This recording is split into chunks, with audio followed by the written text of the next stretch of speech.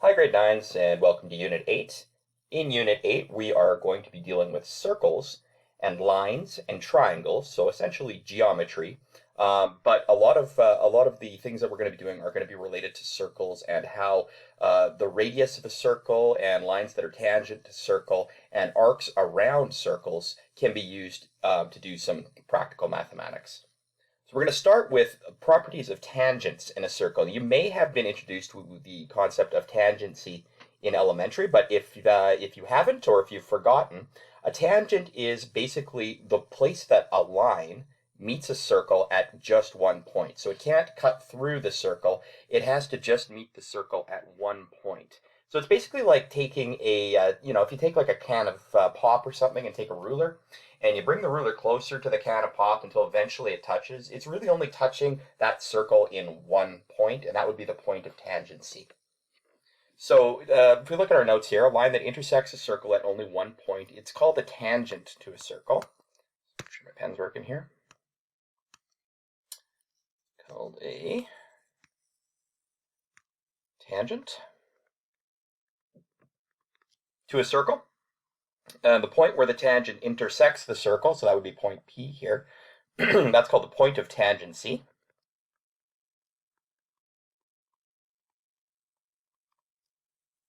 Line AB, that's how we refer to a line, just the 2 points on the line, is tangent to the center, is tangent rather to the circle with the center O. So this circle would be represented by O. If I'm referring to the circle, I would say this is circle O. And then point P is the point of tangency. And there's some things that over the years mathematicians and philosophers and artists have found out about points of tangency. And that is, if you draw a line from the center of the circle to the point of tangency, we know that that would be a radius, right? Anything from the center of a circle to the edge of the circle is a radius. Where that radius meets the point of tangency, it forms a 90-degree angle. And this is really important because if we have a 90-degree angle and two lines, we can always construct a third line that makes a triangle. And as soon as we have a triangle and a 90-degree angle, that makes it a right triangle. And this introduces us back into our old friend, useful with Pythagoras. So it often opens up a whole new way for us to solve problems using Pythagoras and the right triangles. For instance, let's look at point B here. If I were just to join it up with O, this is a 90-degree angle, so we've essentially got two 90-degree triangles, if I do the same thing on the other side. And now we can use Pythagoras' theorem to figure out all sorts of line lengths and angles. Well, not the angles so much, but line lengths. We can figure out the angles other ways. So let's look at an example of that right now. We have a circle O, so point O is the center of the circle, and AB is a tangent to the circle. In triangle AOB, so AOB is 63 degrees. Now we've got to determine the measure of OBA. So really what we're trying to do here is we're not trying to figure out the lengths of any lines. What we're trying to figure out is the angles of the triangle. And what we know for certain, okay, and remember, you always write down what you know and what you don't know. Okay, so all triangles have internal angles that add up to, just say that sum to 180 degrees. So that's something that we know that's really important. Okay, and this property up here, tangent radius property, which I'll just refer to as TRP, tangent radius property tells us that this angle, that angle A, that's not angle A, that would be angle OAB, or you could also refer to it as BAO. That angle OAB has to be 90 degrees because it says that this is a tangent, and we know that any radius, which would start at O and meet the line AB, forms a 90-degree angle.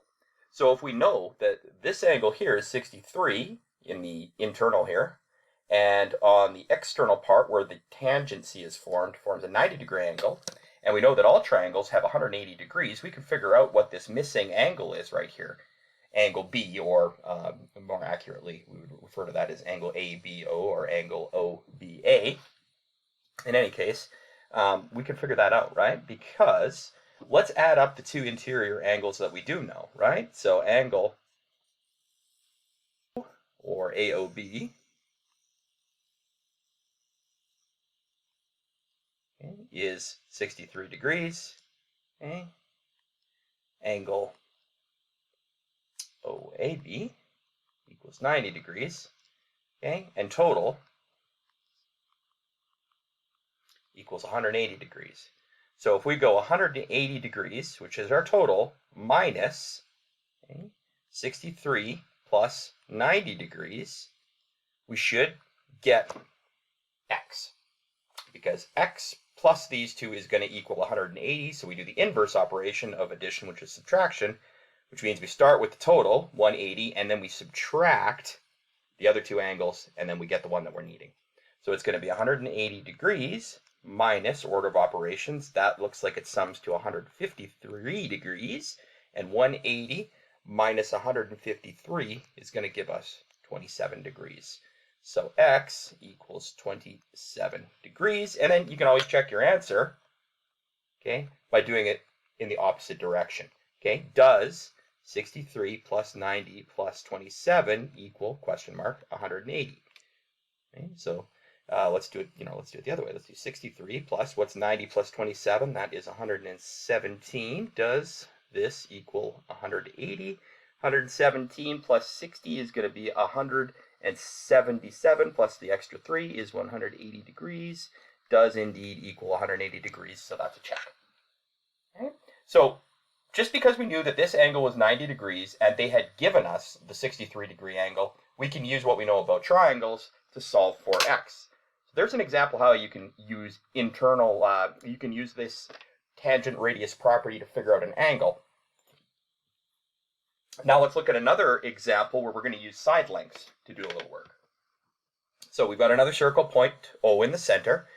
CD is tangent, and this tangent to the circle, that measurement, CD, is 15 centimeters, and from O to D is 20 centimeters. And now we've got to figure out what this is right here, that radius. So essentially, what's the radius of the circle? They give us important information in that CD is a tangent, O is a center point for the circle, and that tells us right away that this is 90 degrees. So let's just forget about the circle for now, and let's just consider this triangle. And I'm just going to orient it a different way to show you what this triangle might look like if the circle wasn't there. Because we know that there's a 90-degree angle here. And if we know that there's a 90-degree angle, we know across from the 90-degree angle is the hypotenuse. So that is going to be 20 is going to be the hypotenuse of this triangle. And this is going to be, I'll put the points on here, OD. Nope, that's not right, sorry, because I had to twist my triangle around a little bit. The 90-degree angle was C, and then the center of the circle, which we will say is, let's say that this is X, and then the other one has to be 15 centimeters. So if C is there, then the one that's 15 centimeters must be D, which means this must be the circle center there. Oh, all I did was I took the triangle and I just took it and kind of rotated it a little bit so that I can look at it in sort of a more traditional right angle orientation. So you don't have to do this, but some people like putting the the L shape for the 90-degree on the bottom, and that's fine. Or if you just want to solve it out here in the circle, that's fine as well. What we know is for Pythagoras, a squared plus b squared equals c squared. And it doesn't matter what a squared and b squared are, but it really matters what c squared is. So we have, let's just say this is going to be a equals x. So what we have is our a square, and we don't know what that is, and our b has to be the other number that we have, right? Because it can't be the 20. The 20 has to be the hypotenuse. So 15 is the b, so it's 15 squared equals c squared, and c squared is our hypotenuse, which in this case is 20, so that's going to be 20 squared. So the mistakes that, we've done this before, this was in an earlier unit, I believe in our first unit of study, way long time ago it seems like. But the only mistake that students tended to make with this is they would forget that C is the hypotenuse, so it always has to be on the other side of the equal sign. The mistake that students would make, those of them who made them early in the year would be doing like 15 squared plus 20 squared equals a squared. That's not the case. You got to make sure you got it in the right order. So we could solve this because we have two of the three pieces of information, but we need to get the a squared alone on one side and all the numbers on the other side. So let's just simplify a little bit here first. We've got a squared, and then 15 squared is 225, so a squared plus 225 equals 20 squared, which is 400. And now let's get the 225 to the other side, so we're going to subtract 225 from both sides. And we're going to be left with a squared equals, what's 400 minus 225? That looks like 175 to me. So this gives us a squared, but we don't want a squared, we want a. So hopefully you remember, in order to turn an a squared into an a, we have to take the square root of both sides. The square root cancels the squared part, so that just leaves us with a. And then the square root of 175 isn't a nice number, so I'll just go to my calculator, square root 175. And that is 13.2. Gives the answer to the nearest tenth. Yep, 13.2 centimeters. Okay, so this right here, x, by using Pythagoras' theorem, we figured it out to be 13.2 centimeters. And the only reason we were able to use Pythagoras' theorem is because we knew that this was a 90-degree angle because of the radius and tangency. So we've used radius and tangency, and this property here, tangent radius property, we've used that to solve for triangle angles that we didn't know, and now we've used it to solve for triangle lengths that we didn't know, and in this case the length that we solved for happened also to be the radius of the circle. Moving to something that's a little bit more real world, sort of practical problem solving. Airplane A is cruising at an altitude of 9,000 meters, a cross-section of the Earth. That just means cut the Earth in half. If you cut the Earth in half, it's not really a circle. It's slightly parabolic, I believe. But for the sake of argument, we're going to say it's a circle. And the radius of the circle, so from the very, very center of the Earth out to the edge, is 6,400 kilometers. A passenger wonders how far she is from point H on the horizon. She could see out the window. So we're going to calculate this distance to the nearest kilometer. Now the first thing we have is we have a bit of a discrepancy with units. We've got 6,400 kilometers, and then we've got 9,000 meters up here. So I want to rectify that right away. 9,000 meters, there's 1,000 meters in each kilometer. So 9,000 meters is actually 9 kilometers. And that's the unit that I'm going to use. I'm going to use kilometers because that's what they're asking for our answer. So first things first, check our units, and now we're good. So I'm just going to cross that out so I don't accidentally use it. Secondly, here's the point A. Now, when this passenger says, I wonder how far I am from the horizon, well, the horizon, by definition, is the place where the sky meets the land. So she's looking out the plane here, and she sees sky, and then she sees land. So she's wondering how far away she is from the point where her eyesight, basically her eyesight's representing this line, to where her eyesight hits land, okay, on the horizon. And we know that she is 9 kilometers above the Earth, because it was given to us as 9,000 meters, and then it's also given to us that from the center of the Earth to the surface of the Earth, the radius of the Earth, in other words, is 6,400 kilometers. So we have enough information to figure out what this length is right here, and the reason we do is because any radius that we connect to a point of tangency is going to give us a 90-degree angle. So we didn't have a radius given to us, but we can draw one because we know that H is a point of tangency. Okay? It's the point where her eyesight goes from, where the sky meets the Earth. That will be a tangent, which means that this will be a 90-degree angle. Even though it was given, okay, the distance here for, let's call it A, I'm going to call this O in the middle, for the center of the Earth. So the distance between A and O is given to us, and it would actually be this distance, 6,400 kilometers, plus the 9 kilometers above. So it's 6,409 kilometers. Okay, so that's this total distance from here all the way up to the plane. And we also know another number. We know that from the center of the Earth to the edge of the Earth is the radius. And it already gave us the radius over here, so that is 6,400 kilometers. We have two sides. We have two sides of this right triangle, which means we could solve for the third. And once again, I'm just going to move this triangle out and just going to rotate it a little bit. Okay, now you don't have to do this. I just do it because I like writing my triangles out in this manner. So I never get confused on what is the hypotenuse and what the sides are. So if this is the 90-degree angle here, and this is the center of the Earth, okay, if we rotated this triangle back, this would be the O part for the center of the Earth, and this would be the A part, which is the plane, and this would be the H part.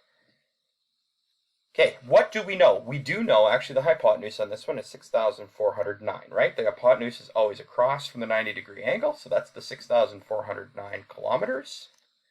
And the only other one we know is the HO, so that's this distance here, H to O. We know that is 6,400 kilometers. And what we don't know is the distance between H and A. I feel like I've got something wrong here. O to H should be 6,400. H to A should be what we're trying to figure out. Oh, I've got it wrong. I've got it backwards. O needs to be, sorry about that, labeled my triangle incorrectly. O isn't at the 90-degree angle. O is over here.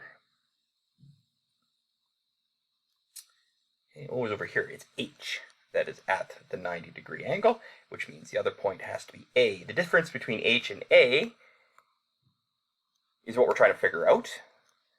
The distance between A and O is the hypotenuse, which is good, and the distance between H and O is 6,400. Sorry about that, I had that mislabeled. 400 kilometers. We would have actually gotten the same answer because it doesn't matter which one's A or B as long as you have the correct hypotenuse, but this one's actually labeled correctly, so sorry about that. So we're in a position now where we can use Pythagoras to figure out what that x is. And instead of labeling it x, I'm just going to save myself some time, and I'm just going to label it a, because I know Pythagoras uses typically a, b, and c. So we're going to use our Pythagoras theorem, a squared equals, plus b squared, sorry, equals c squared. What do we know? We do not know a. Okay, we do know b. B equals 6,400 km. And we also know that c equals 6,409 km. So as long as we know two of the three, we can solve for that third piece. Let's just set it up. A squared plus, what's our b? 6,400 kilometers squared equals our c, which is 6,409 kilometers squared. All right, let's do some math. 6,400 squared is, what's big number? 4096 and 1, 2, 3, 4 zeros. And 6,409 is going to be an even bigger number. So 6,409 squared is 41075,281. Okay, so let's get the a squared alone. So we're going to have to subtract this figure. I'm just going to indicate that it's going to the other side by subtraction. So a squared equals 41075,281 minus 4096 and 1, 2, 3, 4 zeros. Okay, so let's do that on the calculator. 96, 1, 2, 3, 4. And I get a squared equals 115,281. And then, because I don't care about a square, I care about a. So if I'm going to square root a squared to get a, I have to square root the other side as well. So I will just do on my calculator square root of 115,281, and I get 339.5 kilometers.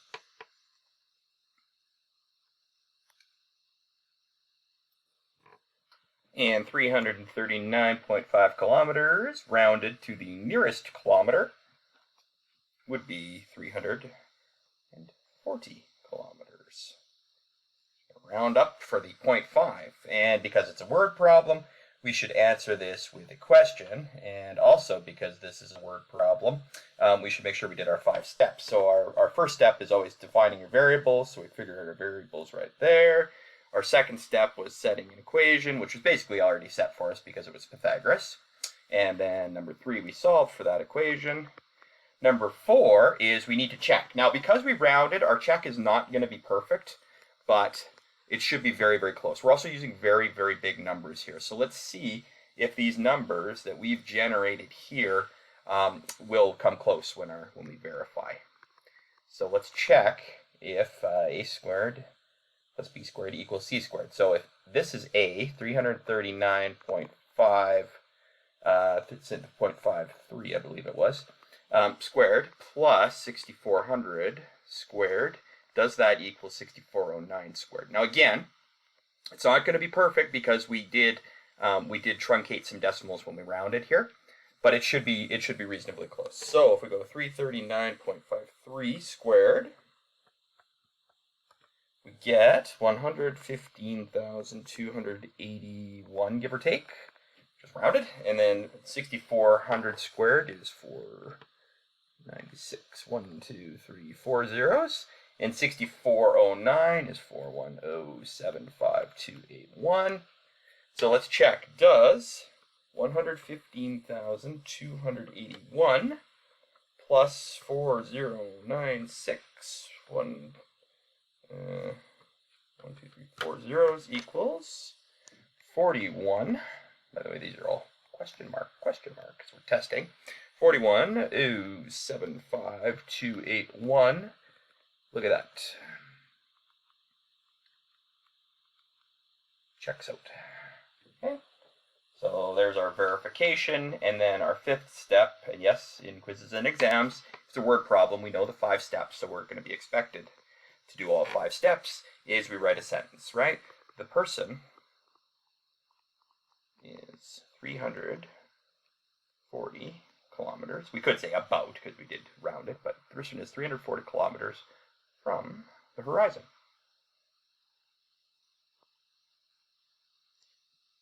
Right, pen's getting a little. And the horizon. So in 8.1, we've used what we know about circles and tangents to circles and the relationship between the radius and the tangency point to solve a couple of different problems. Number 1, we can solve angles within triangles as long as we have 2 out of the 3 angles. And 2, we can use Pythagoras to help us solve for lengths, whether the length be the radius or the length be through the radius to a point outside the circle, which in this case is the hypotenuse, or the length of the tangent point. And we've done that in both sort of numerical problems and also in sort of real-world practical problems. So there's several textbook practice questions for this. Please give them your best attention. And if there's any questions or if you're just struggling with the concept, as always, please email us and let us know.